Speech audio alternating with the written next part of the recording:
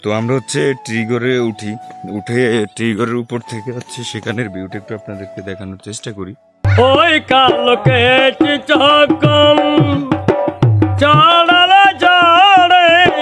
তো আমরা হচ্ছে অলরেডি বান্দরবান সদর থেকে বের হয়ে গেছি নীলাচলের উদ্দেশ্যে।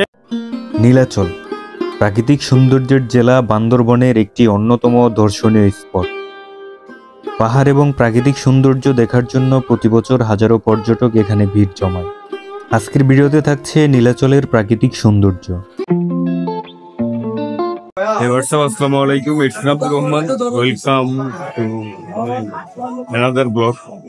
তো আমরা হচ্ছে অলরেডি আমাদের দুপুরের খাবার শেষ, এখন হচ্ছে আসর আজান দিয়েছে। তো এখন আমরা যাবো হচ্ছে আমাদের বান্দরবানের একটা স্পট, এখন কিন্তু মানে আমাদের ভ্রমণ করা হয় নাই, সেটা হচ্ছে নীলাচল। তো আমরা এখন নীলাচলে যাবো।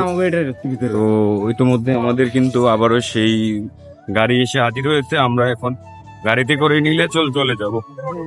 তো নীলাচলের সৌন্দর্যটা ভাবতেছি আপনাদের সাথে শেয়ার করব, কারণ সবকিছু আপনাদের সাথে শেয়ার করা শেষ, তাই ব্লগটা করা।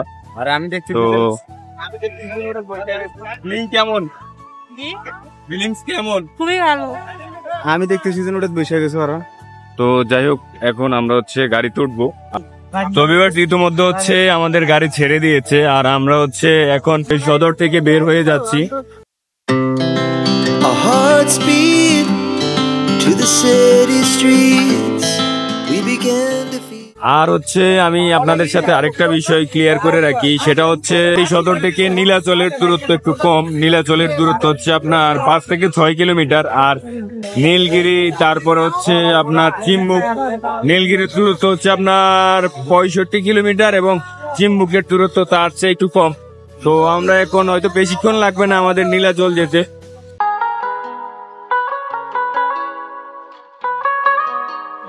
তো আমাদের যতগুলো গাড়ি এসেছে ম্যাক্সিমামে সামনে চলে গেছে, আর আমরা পিছনে, আমাদের পিছনে আরেকটা গাড়ি আছে।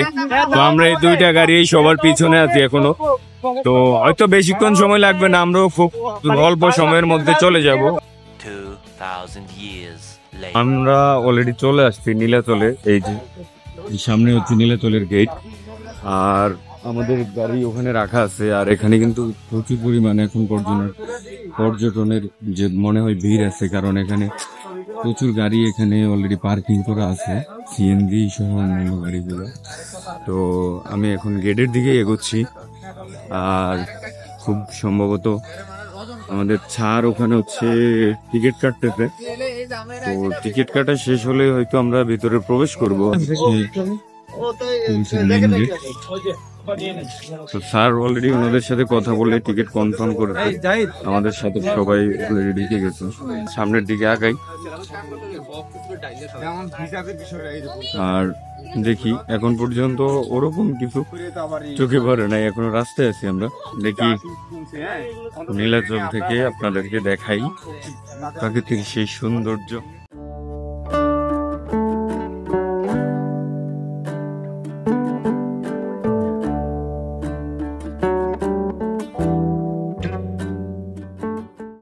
দেখি সামনে যাই, সামনে গিয়ে আরো কিছু দেখতে পাই কিনা, নতুন কোনো ম্যাজিক্যাল পয়েন্ট আপনাদেরকে দেখাতে পারি কিনা, যেটার মাধ্যমে আপনাদের মনের খোরাক আমি যোগাতে পারি। আর আমার পিছনে আছেন ছোট বোন তারিন, ও কিন্তু মানে ভিডিওর ব্যাপারে অনেক আগ্রহী। আমি মানে বরাবরই খেয়াল করেছি, যখনই ক্যামেরা অন করে কিন্তু আজই যেখানেই যাবো। তো তারিন দৃশ্যগুলো সত্যি অসাধারণ। মানে নীলাচল এসে বা অন্যান্য যেই মানে স্পটে আমরা গেছি, ব্লগে 2 মিনিট, তোমার অনুভূতি কি? খুবই ভালো। খুবই ভালো। সবার কি আসা উচিত? হ্যাঁ, সবার আসা উচিত। তো আপনারা অবশ্যই আসবেন, কারণ ভ্রমণের মাধ্যমেই প্রত্যেকটা জায়গা সম্পর্কে নতুন নতুন অভিজ্ঞতা পাওয়া যায় এবং নতুন ভাবে জায়গা সম্পর্কে জানা যায়। আমরা একটু সামনের দিকে আগাই। এখন যেহেতু অলরেডি প্রায় বিকেল হয়ে আসছে, মেঘ ও মানে কিছুটা বেড়েছে আগের চেয়ে, কারণ আমরা যখন হচ্ছে নীলগিরির ওদিকে গেছি, সেখানে কিন্তু তখন প্রায় দুপুরের সময় ছিল, ভাই আমার তখন কিন্তু এতটা মেঘ ছিল না। সাথী বড় ভাই আর সঙ্গী আর যেহেতু পাহাড়ি এলাকা, সেহেতু প্রত্যেকটা পয়েন্ট থেকে দাঁড়ালে আপনার মানে সুন্দর লাগবে। আর কারণ প্রত্যেকটা পয়েন্টে সেম, আমরা পাহাড়ের উঁচু থেকে যখন নিচের দিকে তাকাই, এই যেরকম কিছু প্রাণীও দেখতে পাই ভাই। প্রাণী, মানুষ বলতেই প্রাণী, যার জীব আছে প্রাণ আছে সেই প্রাণী, অতএব আপনারা অন্য মাইন্ডে নেবেন না। আর নীলাচলের প্রাকৃতিক সৌন্দর্য উপভোগ করার জন্য পাড়ি দিতে শুরু করলাম আমরা একজাক ভ্রমণ পিপাসু। আর সামনে হয়তো কিছু সুন্দর পয়েন্ট আছে, কারণ আমরা সামনে গেট দেখতে পাচ্ছি। তো গেট পেরোয়ার পরে হয়তোবা কিছু একটা আমরা দেখবো সৌন্দর্য। তো দেখি পাহাড়ের বাহিরে আরো সৌন্দর্যের কিছু আছে কিনা এখানে। তো আমরা সামনে আগাই। তো নীলাচলের মেইন গেট দিয়ে একটু সামনে আসলে আপনারা হচ্ছে কিছু নির্দেশনা পেয়ে যাবেন কোন দিকে কি আছে। এখানে যে হচ্ছে বাম দিকে হচ্ছে সুইং এন্ড থ্রিল, আর হচ্ছে ডান দিকে ভিআইপি কোটের শো। ডান দিকে যেহেতু ঝুমঘরের ডিরেকশন দেয়া আছে, তাহলে আমি একটু ডান দিকে যাই, গিয়ে ঝুমঘরটা একটু দেখে আসি ওনাদের। তো দেখি ঝুমঘরের অবস্থা। এখানে কিন্তু সুন্দর একটা স্পটও আছে।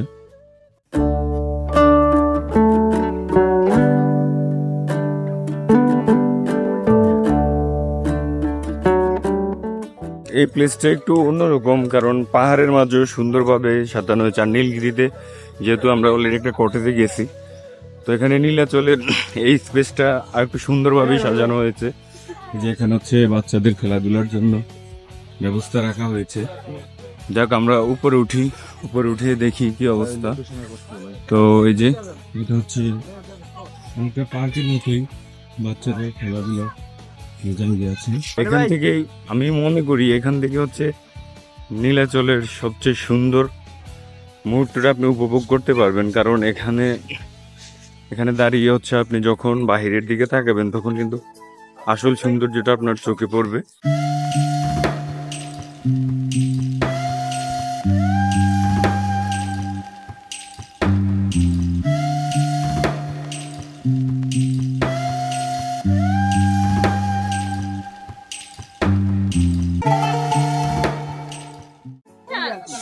এই পয়েন্টটা থেকে মানে অন্য অন্য স্পটগুলোতে আমরা যে জিনিসটা দেখছি যে উপরের পয়েন্টগুলো থেকে তাকালে শুধু পাহাড়, আর এই পয়েন্টটা থেকে তাকালে দূরে অনেক বিল্ডিং বা বাড়িঘর বা অন্যান্য স্থাপনা দেখা যাচ্ছে, যেটা ছিল পাহাড়ের ক্ষেত্রে সম্পূর্ণ ব্যতিক্রম। কারণ অন্যান্য পাহাড়গুলোতে আমরা যখন দেখাচ্ছি, বিশেষ করে নীলগিরিতে যখন গেছি আমরা, সেখানে কিন্তু মানে পাহাড় থেকে শুধু পাহাড় ছাড়া, মানে নিচের পাহাড়ের ছোট যে পাহাড়গুলো ওগুলো ছাড়া অন্য কোনো স্থাপনা দেখা যায় নাই অতটা। কিন্তু এখান থেকে কিন্তু মানে অনেকগুলো স্থাপনা একসাথেই দেখা যায়, দূরের স্থাপনাগুলো। তো সব মিলিয়ে কিন্তু অন্যান্য মানে প্রতিটা পাহাড়ের আলাদা কি সৌন্দর্য আছে, প্রতিটা স্পটের আলাদা সৌন্দর্য আছে, যেটা হচ্ছে সরাসরি না আসলে আপনি বুঝতে পারবেন না। কারণ এখানেও সামনে আমি অলরেডি দেখিয়েছি যে ডিরেকশন দিয়ে অনেকগুলো স্পটের কথা এখানে বলা হয়েছে। তো আমাদের হচ্ছে এই দিকের যে লোকেশনটা, ওটা হচ্ছে আমাদের অলরেডি ঘুরে শেষ। এখন সামনে হচ্ছে ট্রি হাউস আছে এবং ঝুমঘরও আছে। আমরা সেদিকটা একটু যাই এবং গিয়ে সেদিকের পরিবেশ এবং সেদিকের কি রকম অবস্থা সেটা আপনাদের সাথে একটু শেয়ার করি এবং দেখি কি অবস্থা।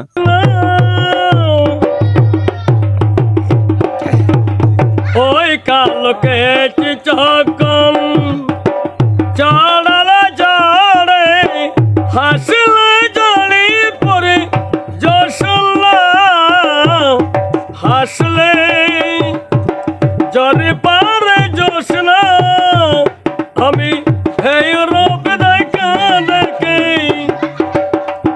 আমি ওই রূপ দেখে দেখে মারতে পারে খেমল পানি গো বাসতে সে কথা তুমি যদি জানতে।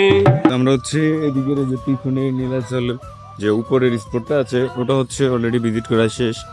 এখন আমরা একটু সামনের দিকে যাব, কারণ সামনের দিকটায় নাকি হচ্ছে আপনার ট্রি হাউস আর হচ্ছে ঝুমঘর আছে। তো আর একটু সামনে হচ্ছে ট্রি হাউস। তো আমরা ট্রি হাউসের ওদিকেই যাচ্ছি। এদিক থেকে কিন্তু রাস্তাটা অনেক ভালো, এই যে অনেক ভালো রাস্তা। তো দেখি কতক্ষণ হাঁটার পর আমরা ট্রি হাউসের দেখা পাই। তো ট্রি হাউসটা ওই সামনেই, উপর থেকে আমরা এ পর্যন্ত নেমে আসছি। এই যে একদম পাহাড়ি রাস্তা, একদম উঁচু নিচু, নামতে নামতে আমরা অনেক দূর পর্যন্ত নেমে আসছি, কিন্তু এখন হচ্ছে মানে ট্রি হাউসের দেখা পাইনি। আর হচ্ছে মানে এই পাহাড়ি উঁচু নিচু রাস্তায় নিজেকে নিয়ন্ত্রণে রাখাটাই হচ্ছে সবচেয়ে বড় কষ্টের, কারণ উপর থেকে নামতে গেলে মনে হয় যেন পরে যাবে, এরকম একটা অবস্থা তৈরি হয়ে যায়। তো আমরা মনে হয় ট্রিগরের কাছেই চলে আসছি। হ্যাঁ, আমরা ট্রিগরের কাছে চলে আসছি। এই যে এটাই হচ্ছে ট্রিগর, এটা হচ্ছে ট্রিগর, অর্থাৎ গাছের উপরে ঘর, এটাকেই হয়তো ট্রিগর বলা হয়েছে। এই যে এখানে 3 জন উঠতে পারবে, 3 জনের উঠে মানে আড্ডা দেওয়ার মতো একটা অবস্থা আছে, অর্থাৎ গাছের উপরে ঘর বিদে এটাকে মূলত বলা হয় ট্রিগর। মানে অনেকে আবার অন্যরকমও ভাবতে পারেন। তো আমরা দেখি একটু উঠার চেষ্টা করব। তো আমরা হচ্ছে ট্রিগরে উঠে ট্রিগরের উপর থেকে হচ্ছে সেখানের ভিউটা একটু আপনাদেরকে দেখানোর চেষ্টা করি। এই হচ্ছে মানে ট্রিগর, গাছকে কেন্দ্র করে মূলত এই গাছটিকে কেন্দ্র করে মূলত ঘরটা তৈরি করা হয়েছে।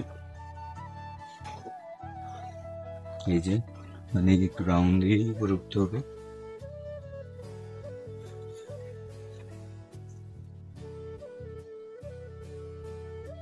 এই হচ্ছে ট্রিগরের ভিতরের অংশটা, মানে এখানে আপনারা চাইলে আড্ডা দিতে পারেন। এখানে অনেকে এসে আড্ডা দিয়েছে, যে মিম রোজ প্লাস মিমি, মানে অনেকে আড্ডা দিয়েছে।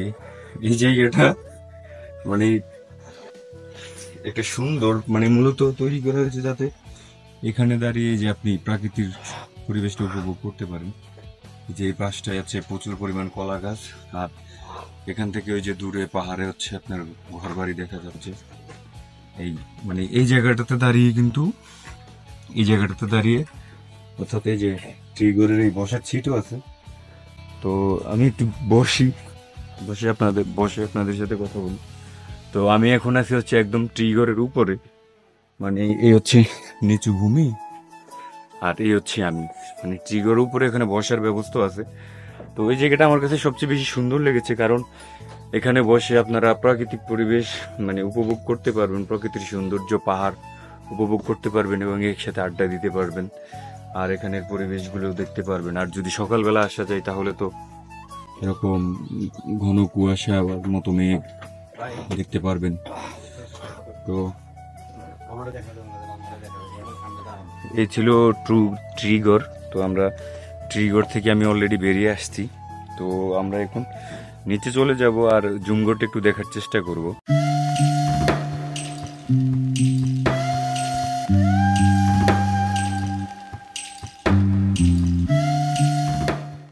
তো ভিউয়ার্স, আমরা হচ্ছে ওদিকটা থেকে এসে যে আমার পেছনে হয়তো দেখতে পাচ্ছেন ট্রিগরটা দেখে গেছি। ট্রিগর মানে হচ্ছে এখানে ওই গাছের উপরে যে ঘরটা করা হচ্ছে সেটাই মূলত ট্রিগর।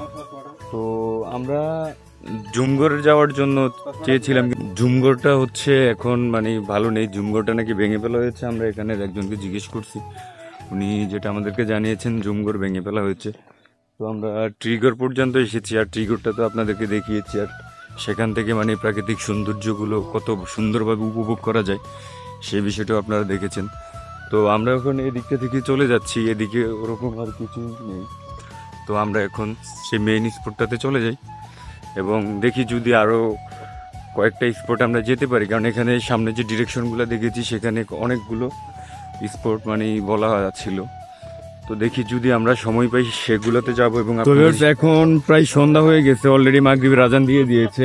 আমরা সময় স্বল্পতার কারণে হচ্ছে অন্য যে স্পটগুলো আছে সেখানে যেতে পারি নাই। আমরা জুমগড় গিয়ে প্রথমত পাই নাই, কারণ ওটা ভেঙে ফেলা হয়েছে। আর ট্রি হাউস যেটা, সেটা তো আপনাদেরকে দেখিয়েছি।